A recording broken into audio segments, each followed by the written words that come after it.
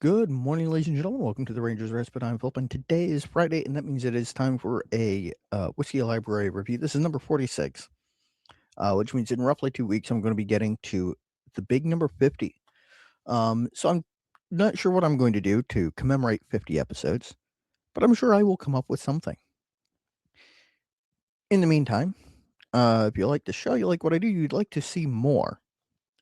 As always, liking, commenting, and subscribing do a lot to help me. They promote my videos within the algorithm. If you would like to support the Virginia Whiskey Tournament, which is coming up, and there will be more details about in the near-ish future, I have a Spreadshirt link in the description down below, and you can buy designs that will help offset the cost of the Virginia Whiskey Tournament trophy. And if you would like to support the channel, but maybe you're not a big fan of t-shirts, I have these ballpoint twist pens and rollerball pens sold on Etsy. There's a link in the description down below. These two in particular are made from French oak ex cognac cask stave. That cognac cask held cognac for 45 years before being used to finish a peated American single malt in the Pacific Northwest. If you know, you know. Now, today I'm looking at something interesting. Well, it is and isn't. It falls into an interesting category. This is the McAfee Brothers Benchmark Kentucky Straight Rye Whiskey. Now, there are three things that are kind of, not necessarily weaknesses of mine, but interests. Um, I am a huge fan of rye whiskey. Less so of the Kentucky style rye, but it is rye and I do enjoy it when it's done well. Um, I have a fascination with affordable whiskeys and things that are alternatives to more expensive bottles. Now, I will say this is probably no real comparison to something like, say, EH, uh, yeah, EH Taylor rye or WC Handy rye or the BTAC Sazerac, but this might go toe to toe with the standard Sazerac rye. In fact, this is bottled at 100 proof. And Sazerac, there's a newly released Sazerac rye at 100 proof that is only available in liters. I haven't picked up a bottle of that yet. Um, but I found this interesting because Benchmark is one of those brands that it's a product of Buffalo Trace, which, if you're not, really into whiskey, you may not actually know, but it's true.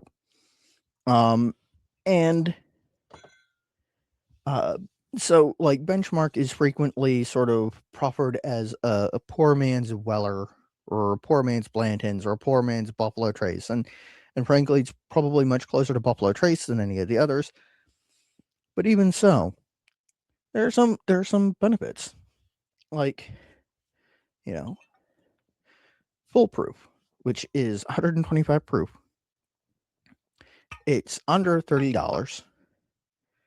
I think this is like $26. 125 proof. It's a decent bourbon. Also, fun fact, all these labels are slightly different. This one says extra strong, benchmark bourbon, always on mark in the little roundel, the bourbon standard. The single barrel at 95 proof, 5% higher than Buffalo, or sorry, 5 proof higher than the standard Buffalo Trace, says hand picked. The bourbon standard, the same in the roundel. And the bonded, which is 100 proof, says single season, which is in reference to the Bottle and Bond Act of 1897.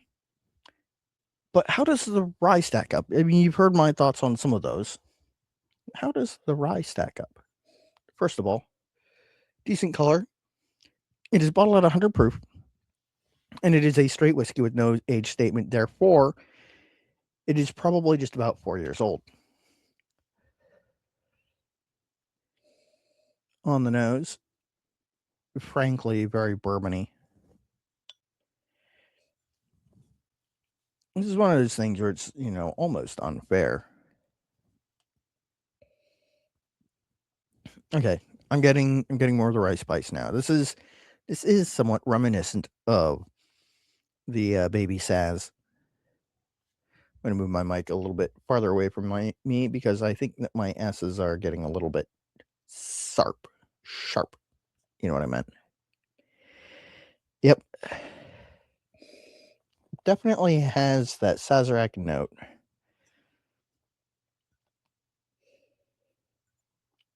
It is a little bit hot on the nose.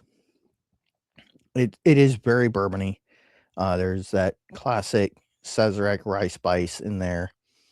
This sort of aniseed and fennel, barely a hint of mintiness, but really more of an oak forward rye.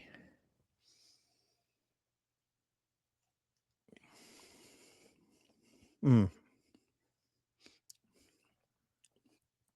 And 100 proof shows itself a little on the palate. Just a little bit drying. A little bit thin. Again, very herbal. A little bit of spice, but mostly an herbal rye. And then it's got that bitter oak tannin note that really sort of surrounds the edges of the palate.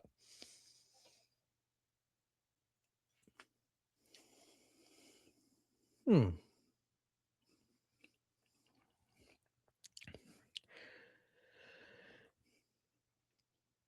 I'm going to put this out there now. If you poured this $20 bottle of rye whiskey and you poured the Sazerac 6 year, which I think I have a bottle of somewhere over here.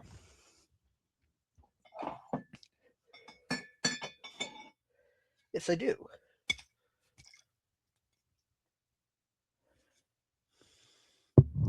And this is 45% alcohol by volume. I may have to do a little side-by-side at some point. I'm not confident that I'd be able to tell you which is which.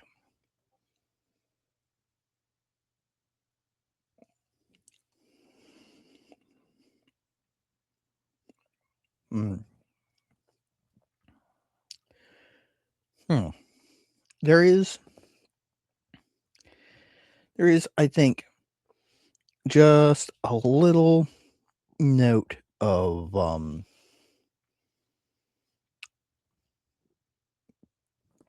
like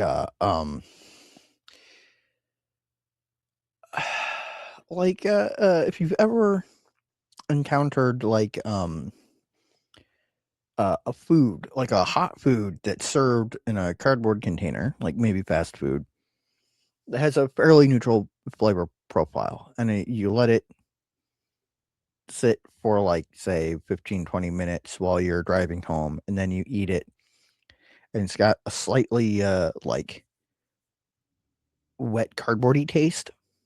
There's a little bit of that on here, which I think is maybe that, extra 2 years would have knocked that off. But again, I don't know that I'd be able to tell the difference between this and the standard Sazerac rye at first blush if served to me blind.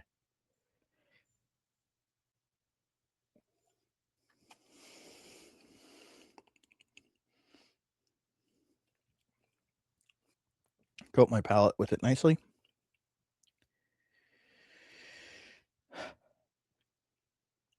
I'd say this is okay for a Kentucky rye. It doesn't impress me, but it's not its purpose. Frankly, for $20, there's very little room for complaint. But since we're talking about that end of the video, ooh, my fingers aren't cooperating today. I always ask and answer 3 questions. First one being, do I enjoy it? Yeah, well enough. I mean, I'd put it in the same camp as, say, Old Overholt Bonded or Rittenhouse Bonded. Maybe a little bit more towards the Jim Beam Rye end of the spectrum in terms of its closeness to a bourbon, but it's all right. 2, do I think it's a good value? I'm going to be real honest with you. For $20, you're going to be hard pressed to find a rye that really competes with it in terms of quality. If you're willing to pay a little bit more, you've got Old Overholt, Bonded, and Rittenhouse is a little bit more than that at like 26 ish. And those are fantastic for the price. This isn't as good as them, but for $20 flat, I mean $19.99 plus tax, you end up being about $20 and 60 something cents, I think, depending on where you are. But genuinely, decent stuff. Now,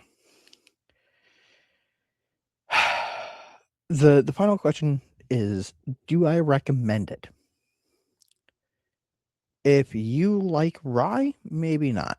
If you, like me, are fascinated with the offerings towards the bottom of the liquor store shelves, and you're looking for something that won't break the bank, that'll probably make a passable rye cocktail, it's right there. It's 100 proof. It is a little bit bitter, a little bit oak forward, and not as like strongly rye forward as I would like in a rye whiskey, but that's sort of just down to the style. This is a Kentucky style rye. Um, and I frequently find myself having to explain that there are actually a whole bunch of styles of rye whiskey.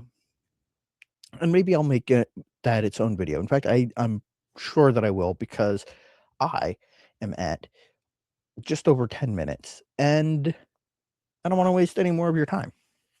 So I think that pretty much covers it. Tomorrow I'm going to be looking at that rich grain distilling bourbon uh, Lost Lantern. Monday is going to be another sit down at the sample and ramble. And I have a topic that is a recent hot button issue. And I think that'll be an interesting video, because I have thoughts, and I'm going to do a little bit of research on in my free time tomorrow, and really bring you something that should be an interesting topic of discussion. So until next time, ladies and gentlemen, thank you for sticking around. Stay happy, stay geeks. Snatcha.